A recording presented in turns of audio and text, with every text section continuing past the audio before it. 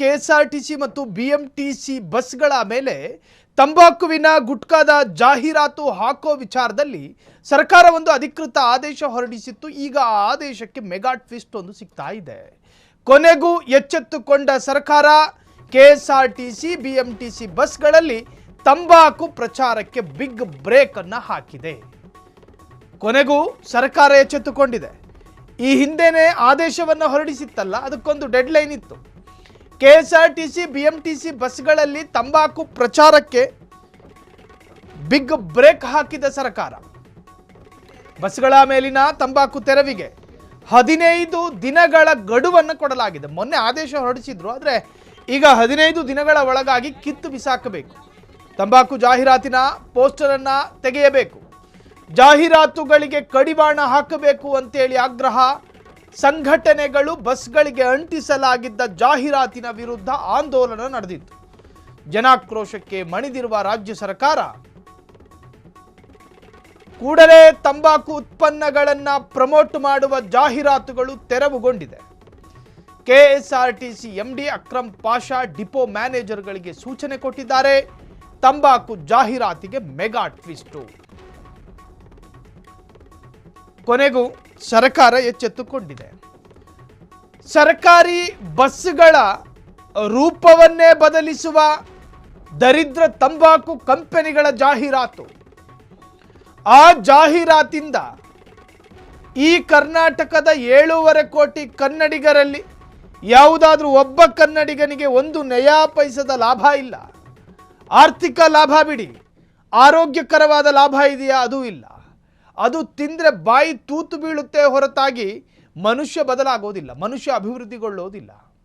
ಈ ದರಿದ್ರ ಕಂಪನಿಗಳನ್ನು ಮೆತ್ತಿಸ್ಕೊಂಡು ಊರೂರಲ್ಲಿ ನಮ್ಮ ಕೆಎಸ್ಆರ್ಟಿಸಿ ಕಾರ್ಮಿಕರ ರಥ ಅಂತ ಕರಿತೀವಿ. ಬಿಎಂಟಿಸಿ ಬಸ್ಗಳನ್ನು ಎಂತೆಂಥ ಅದ್ಭುತವಾದ ಬಣ್ಣದ ಬಸ್ಗಳಿದಾವೆ ನಮ್ಮಲ್ಲಿ.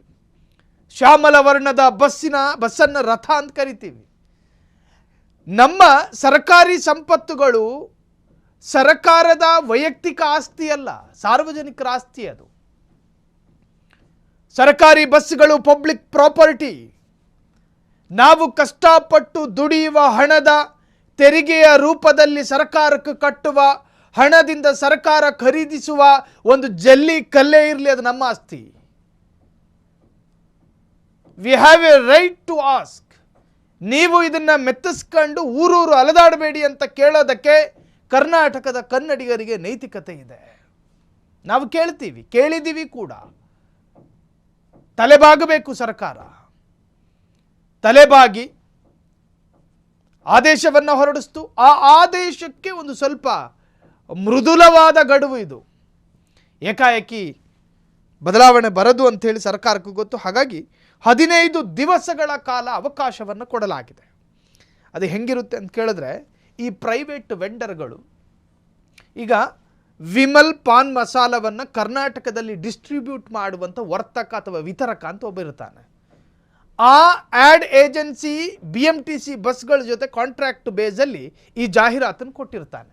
ಇಂತಿಷ್ಟು ಹಣ ಡಿಪಾಸಿಟ್ ಮಾಡಿರ್ತಾನೆ ಅಥವಾ ಪಡ್ಕೊಂಡಿರ್ತಾನೆ, ಕೊಟ್ಟಿರ್ತಾನೆ. ಅದು ಏಕಾಏಕಿ ಹಣಕಾಸು ವಹಿವಾಟು ಹಂಗೆ ಅರ್ಧಕ್ಕೆ ಸ್ಥಗಿತ ಮಾಡೋದಕ್ಕಾಗೋದಿಲ್ಲ.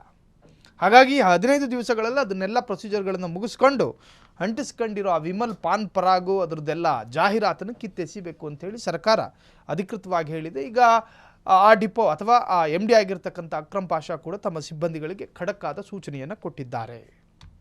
ಕ್ಷಣ ಕ್ಷಣದ ಸುದ್ದಿಗಳಿಗಾಗಿ ಫ್ರೀಡಂ ಟಿವಿ ಸಬ್ಸ್ಕ್ರೈಬ್ ಮಾಡಿ, ಲೈಕ್ ಮಾಡಿ ಹಾಗೂ ಫಾಲೋ ಮಾಡಿ. ಹೊಸ ಸುದ್ದಿಗಳ ನೋಟಿಫಿಕೇಶನ್ಗಾಗಿ ಬೆಲ್ ಐಕಾನ್ ಮೇಲೆ ಕ್ಲಿಕ್ ಮಾಡಿ.